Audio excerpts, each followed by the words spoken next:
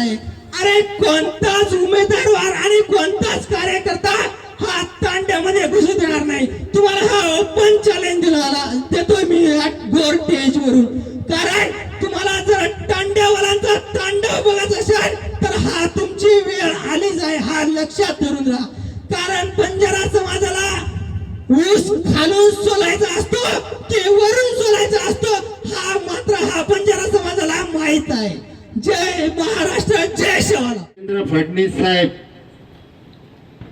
थोडीशी जेवायपुरती तरी उरली असेल, जेवणापुरती तरी उरली असेल तर तेवढी तरी लाज ठेवून कमीत कमी या समाजाकडे एकदा पाहावं.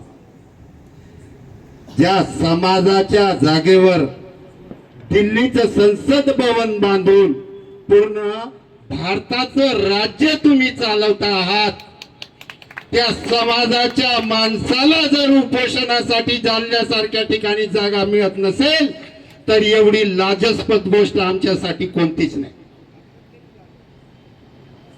58 मोर्चे निघालेले आहेत. कशाची वाट बघताय? या बंजारा समाजाने जे नवीन नवयुवक हे पैदा केलेले आहेत, हे बी धरण्यासाठी पैदा केलेले नाहीत.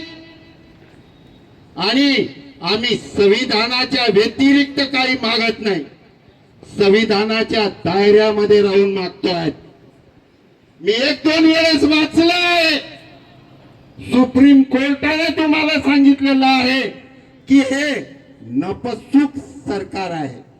खरंच त्या गोष्टीची पूर्तता आज या समाजाला होत आहे की हे सरकार खरंच नपुसक आहे काय, आणि खरंच नपुसक आहात का की आज 25 ते 30 लाख लोकांचे मोर्चे निघाल्यानंतर साध्या या समाजाच्या सात्वनापासाठी किंवा काय होईना एक स्टेटमेंट सुद्धा या सरकारकडून आपल्याला मिळत नाही.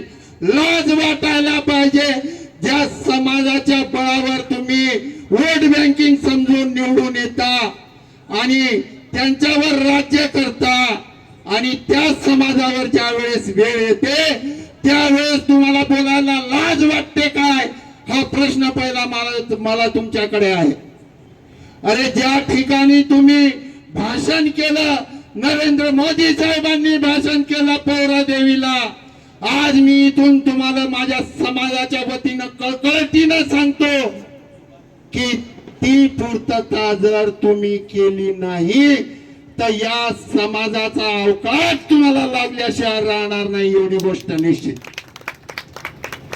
तुम्हाला पुन्हा एक इंटिमेशन देतो, विनंती वजा तक्रार.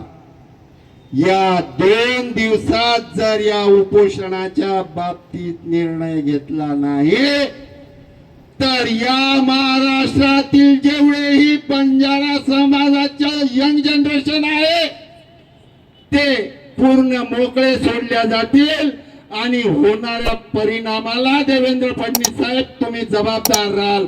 एवढेच मी इथून सांगू इच्छितो. जय सेवालाल.